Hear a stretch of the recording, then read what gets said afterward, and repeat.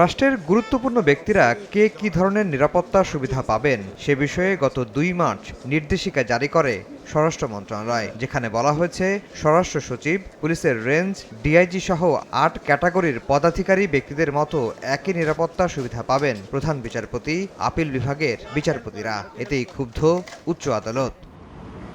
উচ্চ আদালত বলেছেন, রাষ্ট্রের গুরুত্বপূর্ণ সিদ্ধান্ত আসে সর্বোচ্চ আদালত থেকে, অথচ সেই আদালতের বিচারপতিদের অসম্মান করা হয়েছে নিরাপত্তা নির্দেশিকায়, হেয় করা হয়েছে গোটা বিচার বিভাগকে।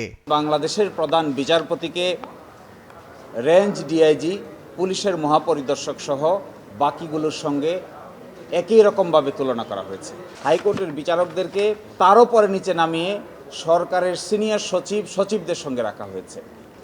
এবং আরও ইন্টারেস্টিং বিষয় হলো, আপিল বিভাগের বিচারপতিকেও পুলিশের মহাপরিদর্শকের সঙ্গে সমমানে প্লেস করা হয়েছে। উচ্চ আদালত মনে করিয়ে দেন, অন্তর্বর্তী সরকারের বৈধতার প্রশ্নে মতামত নেওয়া হয়েছিল উচ্চ আদালতের। পদমর্যাদাক্রম মামলা বিচারাধীন থাকা অবস্থায় এ ধরনের অবমাননাকর নির্দেশিকা জারি করা এই সরকারের কাছে কাম্য ছিল না। কে মহামান্য রাষ্ট্রপতি হলেন, কে প্রধান বিচারপতি হলেন, তার সঙ্গে প্রটোকলের সম্পর্ক নাই।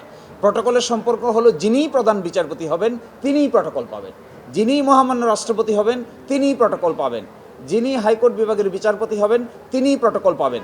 কিন্তু যা এখানে করা হয়েছে তা এই পদগুলোর ডিগনিটিকে আন্ডারমাইন করা হয়েছে। ক্ষুব্ধ উচ্চ আদালত স্বপ্রণোদিত হয়ে বিশেষ নিরাপত্তা নির্দেশিকার কার্যকারিতা স্থগিত করেছেন। 18 মার্চ হাজির হতে বলা হয়েছে সিনিয়র স্বরাষ্ট্র সচিব নাসিমুল গনিকে। আফজাল হোসেন, সময় সংবাদ, ঢাকা।